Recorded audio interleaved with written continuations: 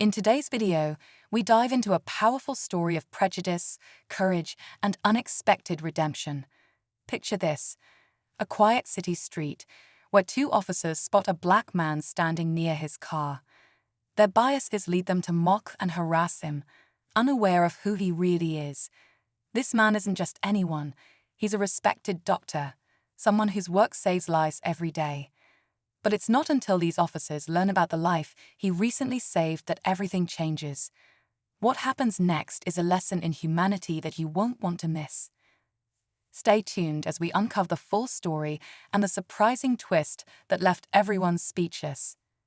As the officers continued their taunts, the doctor remained calm, trying to defuse the situation without escalating it. He knew the weight of their assumptions, but he also knew that reacting in anger wouldn't help. What the officers didn't realize was that just hours earlier, this same man had been in the operating room, performing a life-saving procedure on someone they would soon learn about. The tension on the street grew thick, with onlookers beginning to notice the confrontation. Despite the humiliation, the doctor chose to stay composed, hoping the situation would de-escalate on its own. But fate had other plans.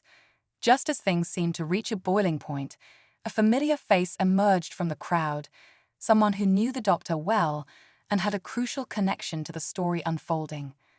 The officer's ridicule was about to backfire in the most unexpected way, setting the stage for a powerful revelation. The familiar face was a young woman, her eyes wide with recognition as she approached. It was clear she had something urgent to share. She glanced nervously at the officers before turning to the doctor, her voice trembling as she spoke. "Doctor, I didn't think I'd see you again so soon," she said, her words catching the attention of everyone nearby. The officers looked on, their smug expressions fading into confusion. Who was this woman, and why did she seem so grateful?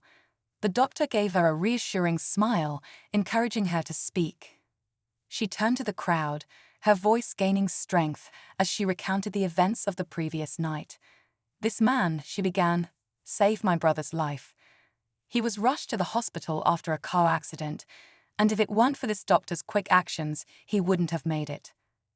The weight of her words hung in the air, causing a ripple of silence to spread through the crowd. The officers exchanged uneasy glances, the reality of their mistakes slowly dawning on them. Yet, the story was far from over, and the consequences of their actions were only beginning to unfold. The young woman's voice grew more confident as she detailed the heroic efforts of the doctor. "He didn't just save my brother, he stayed with us long after the surgery, making sure we were okay. He treated us like family." The crowd's murmurs grew louder, a mix of admiration and disbelief. The tension between the doctor and the officers reached a breaking point, the power dynamic shifting with each word she spoke. The officers' demeanor changed, their smugness replaced with unease. One of them stammered, "We didn't know." But his words were drowned out by the wave of emotions swelling in the crowd. The doctor remained silent, his calm gaze fixed on the officers, waiting for them to acknowledge the gravity of their actions. As more people gathered, the atmosphere crackled with anticipation. The officers stood awkwardly, trapped in the unfolding drama, realizing they were no longer in control of the narrative. The question lingered in the air: how would they confront their own prejudice, and what would they do now? The stage was set for a confrontation that could change everything. Just as the tension peaked, a sudden commotion erupted from the back of the crowd. A man, clearly out of breath, pushed his way to the front, his face pale with urgency. It was the brother the young woman had been speaking about, fresh out of the hospital and determined to find the doctor who saved him. His arrival added an unexpected twist, and all eyes turned to him as he approached. He locked eyes with the doctor, gratitude washing over his face. "I owe you my life," he said, his voice choked with emotion.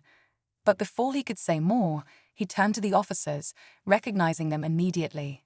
A flash of anger crossed his face.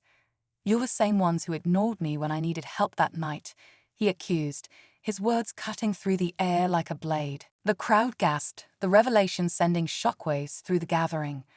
The officers' actions were now under intense scrutiny, their earlier behavior casting an even darker shadow over the unfolding story. The stakes had never been higher, and the pressure mounted as everyone waited to see how the officers would respond to this damning twist. The crowd fell into a tense silence, waiting for the officers to respond.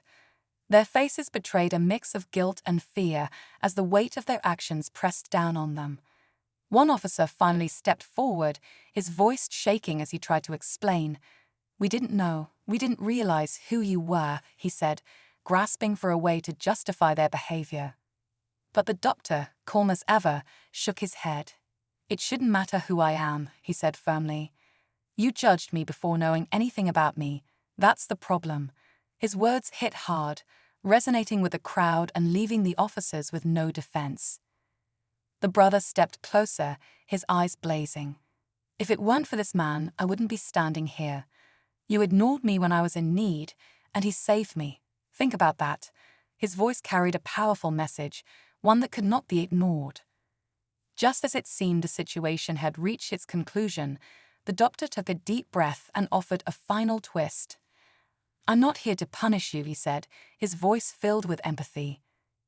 "But I hope you've learned something today. We all deserve to be treated with dignity."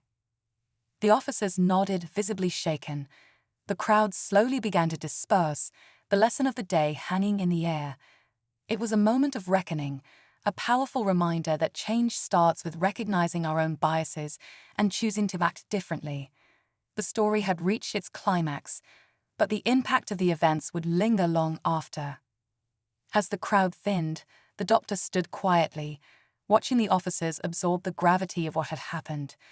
The young woman and her brother stayed by his side, their gratitude evident in every glance.